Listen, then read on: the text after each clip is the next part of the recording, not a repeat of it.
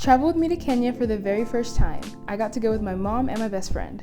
I started prepping for the trip a couple of days before we left, got my brows done, got my hair done, thanks Holly and Rispa for helping me finish that. Then I went and got my nails done at the nail bar in the Gulch, and it was the worst experience ever, would not recommend, would not go back. Then I went home to finish packing. Thankfully, I had organized everything I was gonna take, and all I really had to do was make sure that everything fit where it was supposed to fit, and then I made sure I could close up my bag. It looked like it wasn't gonna close, even though I didn't have that much stuff, but ultimately I was able to get that figured out. Then I made a last minute run to TJ Maxx with my mom to get this fanny pack that was so cute, and this is my airport outfit. And then Holly and Louise came to pick us up and we went to the airport. Now, one thing about me, I'm a TSA pre-check girly, so we breezed right through security, but I will say I had made us come to the airport so early, so we had so much time to kill. I genuinely thought we would be able to change our flight sooner, so we waited at the gate for a long time. Sorry, Holly. Eventually, we got on our first flight to JFK, and it was a super smooth flight, but I will say there was a little bit of anxiety when we landed because we had like a 52-minute layover, which meant when we landed, our next flight was already boarding. But when we got there, there was some sort of problem, and so it ultimately was not a big deal, and we were standing around for some time. Like 30 minutes later, it was finally time to board. My mom was running onto the flight. I don't know what she was in a rush for, but she made it on. We all made it on our first flight to Paris. This was the food. I will say that first meal was really good. This quinoa, though, was the best thing for sure. Later on in the flight, they gave us this breakfast calzone. I did not like it, did not care for it, but eventually we landed in Paris. We had a 9-hour layover, and I've always wanted to go to Paris, so I was actively trying to convince my mom and Holly that we should leave the airport to go see like the Eiffel Tower or get a croissant or take some cool "we're in Paris" photos, but ultimately we ended up saying no, mainly because my mom was worried that something would happen and we wouldn't make it back for our flight. Holly here. Also, if you travel through Paris, just know you will have to go through security again, and you will have to take all your toiletries out of your clear bag, and they might yell instructions at you in French, even when you've let them know you don't speak French and they speak very good English. So, not our favorite experience. There was a lot of waiting around before it was finally time to start boarding. Also, the boarding process at these airports is kind of confusing, but ultimately we figured it out and it was time to start getting on the plane. Traveling to anywhere in Africa takes such a long time and makes for such a long travel day. So by the time we got on this flight, I was ready to eat some food and go to sleep, and the food came pretty late into the flight, so I was up longer than I wanted to be, but the potatoes and chicken, so good. Everything else was kind of mid, but that chicken was good. Here is me taking a selfie in the bathroom before I went to sleep. Then I woke up to this bread and yogurt situation I didn't love, but then we were in Kenya. This immigration line did not make sense. People were cutting in front of each other and it just took way longer than it needed to take. But since Holly's a Kenya travel expert, we just followed her through the airport. After we made it through immigration, we thought the worst was over, but then we got to the baggage claim area, which was super disorganized, kind of overwhelming. You have to go through security again at the end, and they're looking just trying to tax you and scam you, so be careful in these streets. But ultimately, after that really long travel day, we made it to Kenya. I'm visiting Kenya for the very first time with my best friend and my mom. Go watch part 1 in case you missed it. Our first stop was in Mombasa. If you book a Sheraton hotel in Mombasa, make sure it's not spelled with 2 T's because this one was crusty. But more on that later. As soon as we landed, we actually headed to an Airbnb so we could change and shower, and then we were back on the road and we headed to the train station. We were gonna take the SGR train to Mombasa. I will say everyone made this journey seem like it was gonna be a super fast, high-speed journey, and I wanna tell you right now that that is not the case. The train just moved super slow, and to be honest, if you were driving, you could probably get there in a similar amount of time. In economy, we were super cramped together. The food was decent, but honestly, if you have the money, I'd recommend doing first class. That's a much more comfortable trip. We left at around 3 p.m. and we got there at almost 8:30 p.m. So it definitely took forever. So imagine our surprise after our long travel day when we arrived at the Double T Sheraton that was very crusty and dusty and just not the best place, honestly. The food also in the morning was not that great, but we were ready to keep things going. Needless to say, we checked out and booked a new accommodation, and then we headed to Fort Jesus. We had the worst time getting in because if you're a foreigner, you have to use eCitizen. The website doesn't work. I don't know why you can't just pay cash or card. It literally took forever, almost an hour before we were able to get in. Once we got in, it was really cool. We had a tour guide who was kind of explaining everything and showing us around and explaining the history. It was a gorgeous day. I was surprised by how hot it is in Mombasa, and from Fort Jesus, there are some incredible views of the coastline.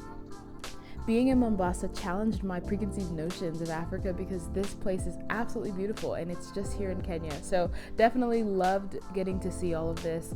The whole tour took about an hour and a half. Then we were off to our Airbnb. It was in Nyali, I think that's how you say it.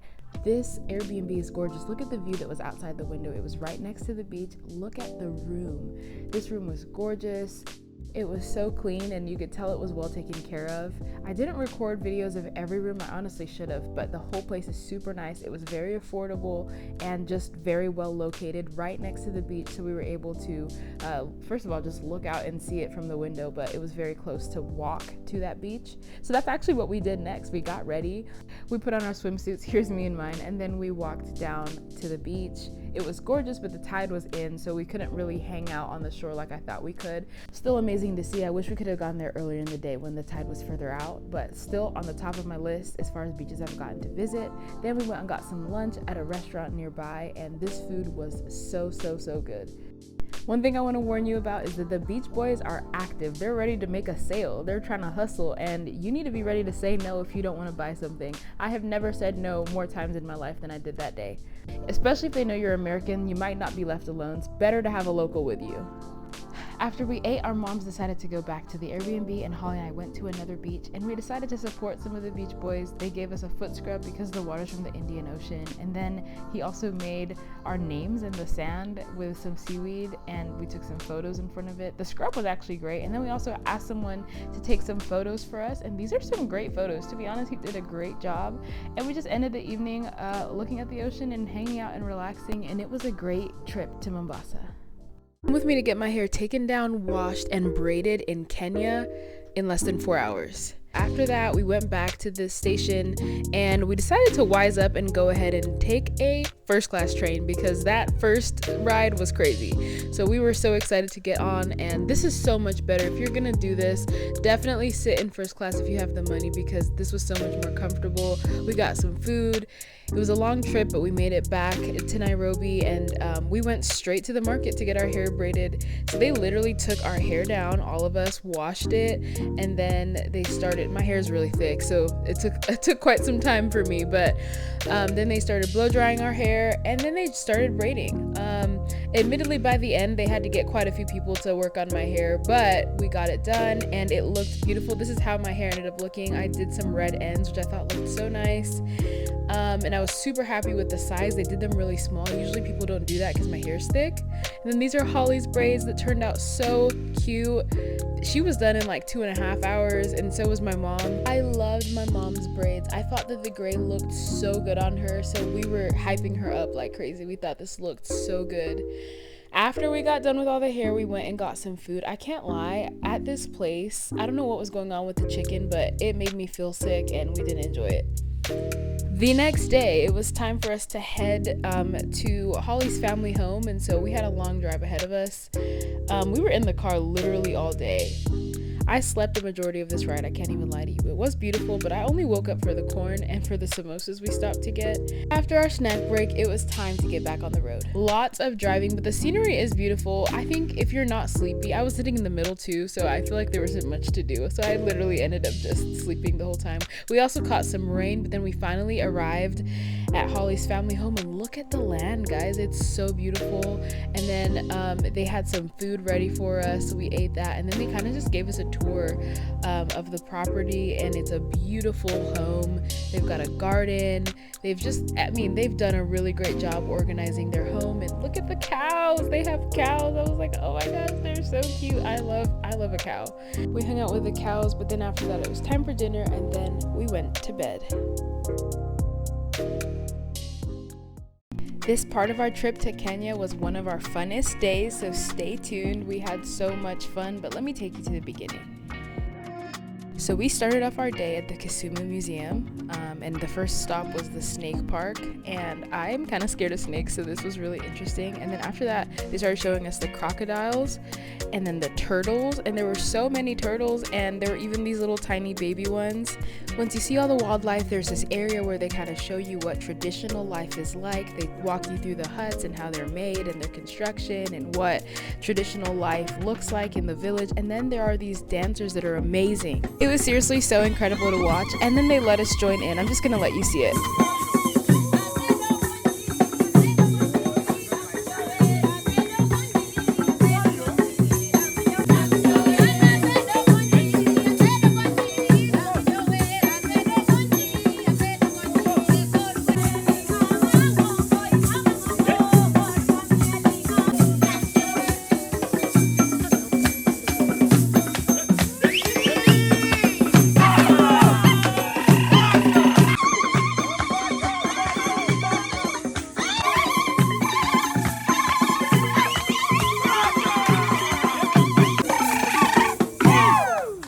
Now, I am not from Kenya, my friend is, but they were telling me that I look like a Luo and I look like a natural, so I am taking that compliment with me to the grave.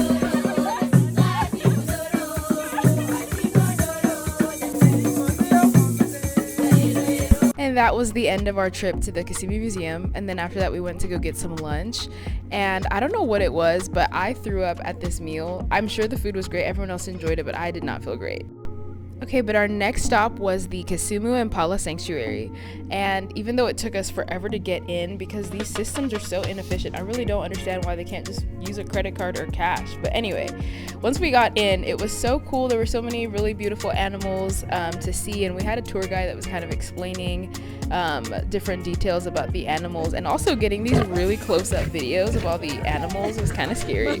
This lion was not in a good mood at all and was trying to eat, and whatever Fred said set him off, and he jumped at the cage. It was so scary. But anyway, it was really cool to see all of these animals. Obviously it's a sanctuary, so a lot of them have been abandoned or mistreated, and then this is where they end up. Fred did get me this cool video, so shout out to Fred.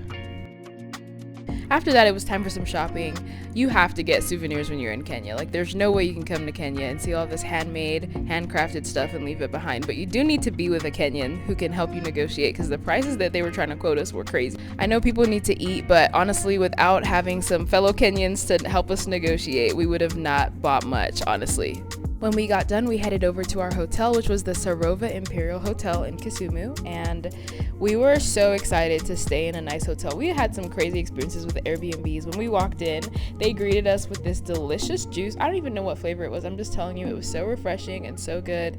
And then we checked into our room, and the room was so nice and so clean and comfortable, and the air conditioner was air conditioning, and honestly, we were just so excited. We got showered up and dressed up, and then we went down to the restaurant to have some dinner, and I'll tell you this, not only was the service great, but the dinner itself was so delicious. We had an amazing night, and then we went to bed. The next morning we woke up, and first thing we did was grab some breakfast. I cannot say enough good things about this hotel. Their spread was so delicious. There were so many things to choose from. There was fruits and veggies, hot food and baked goods, just everything you could think of. It was very, very, very, very good. Our next stop was the supermarket, and my mom was showing me the drink she grew up on, and after that we just started walking around and grabbing some different things that we wanted to try or take home to friends and family, just different things people had requested. We definitely came home with a lot of spices. Now here's everything that we ended up getting from that market. I feel like I found some really cool and unique things. My goal was to buy things that are beautiful but that also had a lot of utility, so I started with these cooking sticks and this candlestick holder, spoon that I wanted to use for spices, as well as this jewelry box and that chess set, by the way, and all of this is handmade. I got some jewelry matching bracelet with my mom, different bracelets, different rings. One was for my brother. I got him a bottle opener as well. I got this as a trinket tray, and I got a couple of ring bowls because I leave my rings everywhere and I wanted to have a better place to keep them. I also got these earrings, and I got some fabric that I'm going to use to make some different outfits. So that's everything I got. So I hope you found this helpful if you're thinking about what souvenirs to get when you're in Kenya. We spent almost the entire day traveling from Rongo to just outside of Masai Mara at this wonderful hotel. So when we arrived, literally all we did was have dinner, and it was delicious, and we went to bed. We woke up bright and early the next day to head down to breakfast, and we were so excited to be heading out on a safari in Masai Mara. Like, come on, that's like peak Kenya travel. We were so excited. The weather was perfect. And if you would have told me that in just a couple of hours we were going to end up with a broken down Jeep and less than 2 miles away from some hungry hunting lions, I would have thought you were lying. We were so excited, but I honestly should have taken this as a sign, the way they were putting the gas in the car. Now, I've never been on a safari, and so it was so cool to see all of these animals just living out in their habitat. Look at the giraffes. They were so tall and cool looking, and it was like off-roading and through these like creeks and rivers. Honestly, we were having the best time. And it was amazing to stand up and put my head out of the sunroof and just live. I learned so much about nature and the different animals at Masai Mara. And then we saw a cheetah that was eating an animal it killed. Trigger warning, sorry. But this was honestly a once-in-a-lifetime experience. I've never been up close with animals in nature like this before. And then we stopped at some point just to eat some lunch. We packed some peanut butter and jelly sandwiches. And then we realized that the truck had broken down. And we were just so leisurely. I look back at these clips and it's so funny because we're just taking selfies and I'm recording content. I'm standing on the roof. There were lions less than 2 miles away. Another Jeep did come to our rescue, and then they stopped at some of the restrooms they have before we continued the Masai Mara tour. Admittedly, I don't remember the name of all the animals I saw, but then we saw these hyenas, and that was a sign. And they were just doing what hyenas do. They were eating the carcass of an animal that these 2 lions had just killed. And that's probably just like a mile and a half away from where we were standing outside taking selfies and hanging out. So we were definitely shook when we realized this. And yeah, they were so close to the car. I have never been this close to a lion in my life that wasn't at the zoo in the United States, so I was a little bit scared.